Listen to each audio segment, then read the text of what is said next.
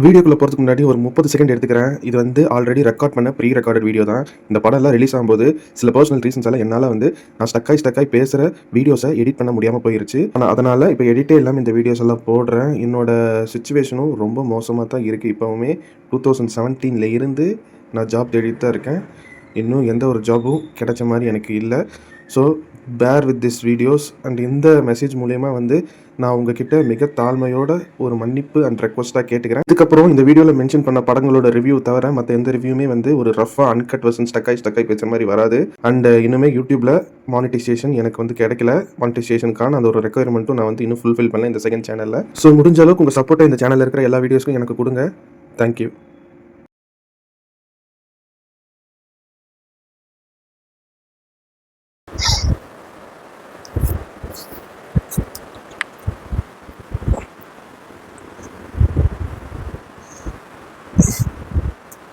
Hello hi friends, நான் தான் உங்க ஜெயராம் கிருஷ்ணன் பேசுறேன். குட்டி மெசேஜ். அடுத்தது உங்க லைஃப்ல என்ன பண்ண போற அப்படின்னு கேட்கறவங்க கிட்ட நீங்க பதில் சொல்லணும்னு அவசியம் கிடையாது.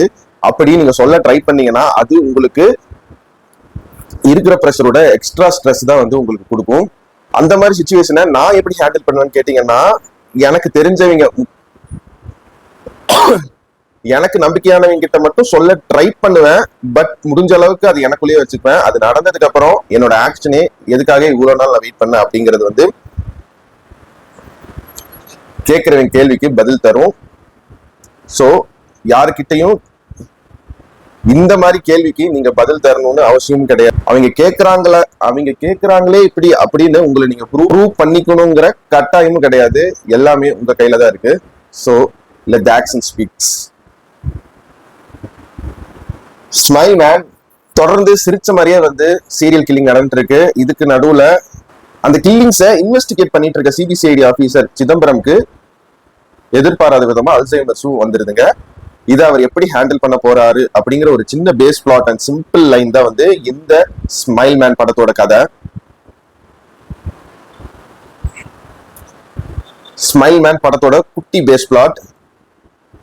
இந்த படத்துல பாசிட்டிவ்ஸ் எடுத்துட்டீங்கன்னா ஸ்மைல் மேன் அப்படிங்கிற ஒரு டைட்டிலுக்கு ஏத்த மாதிரியே வந்து கொலைகள் நடந்துட்டு இருக்கு. அண்ட் அந்த சைக்கோபாத்தா நடிச்சவர் வந்து நீங்க ஃப்ரெஷ்ஷா பாத்தீங்கன்னா கண்டிப்பா அவரோட ஆக்டிங் அண்ட் அவர் யாரு அப்படிங்கிறது ஒரு சின்ன சர்ப்ரைஸ் இருக்கு படத்துல. அவரோட பெர்ஃபார்மன்ஸுமே வந்து ரொம்ப அழகா நடிச்சு கொடுத்திருக்காரு அந்த ஸ்மைல் மேன் கேரக்டர்ல நடிச்சவர். அண்ட் இந்த படத்துக்கு எடுத்துக்கிட்ட அந்த ஒரு சிம்பிளான லைன், ரொம்ப இப்படி போட்டு லேயர்ஸ் எல்லாம் வச்சு போட்டு நான் கனெக்ட் பண்றேன் அப்படின்லாம் யோசிக்காம இந்த லைன்ல ஒரு ஜென்ரலா லேமன் டேர்ம்ஸ்ல எல்லாருக்கும் புரியுற மாதிரி கதைக்களமும் அதை எப்படி இந்த இன்வெஸ்டிகேஷன் ஆபீசர் கண்டுபிடிக்கிறாரு, எப்படி இந்த சிபிசிஐடி ஆபீசர் கண்டுபிடிக்கிறாரு அப்படிங்கிற விஷயத்தை ஹேண்டில் பண்ண ஸ்கிரீன் பிளே டச் நல்லா இருந்துச்சுங்க.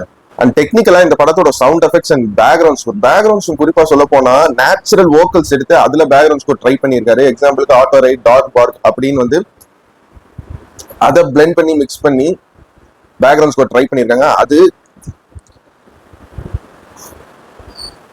படத்தோட கிரைம் கண்ணோட்டத்தை இன்னும் விறுவிறுப்பாக்குதுங்க.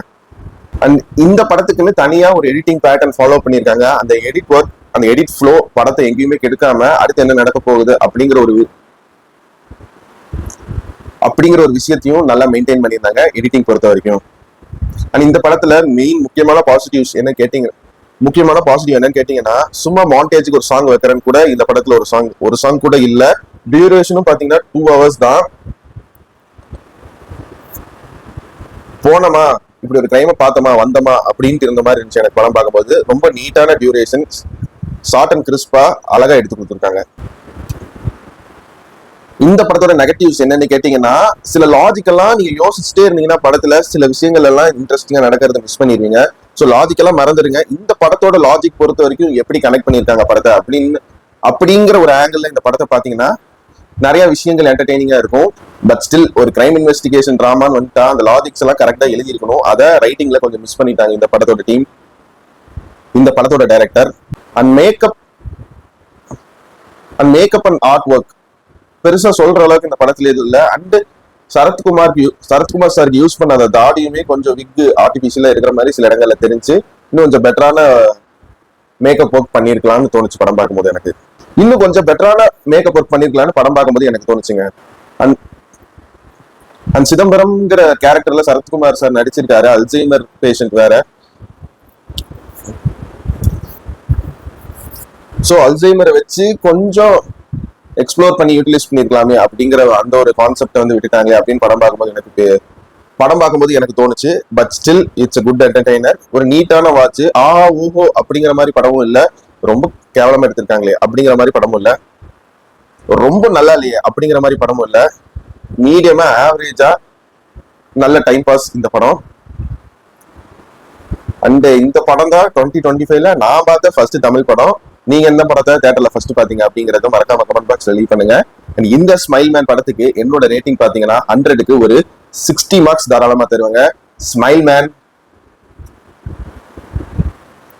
justifies the smile man concept in very simple manner. அண்ணா உங்களை இதே மாதிரி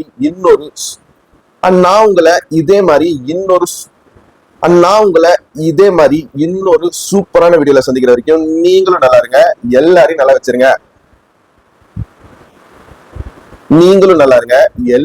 வச்சிருங்க.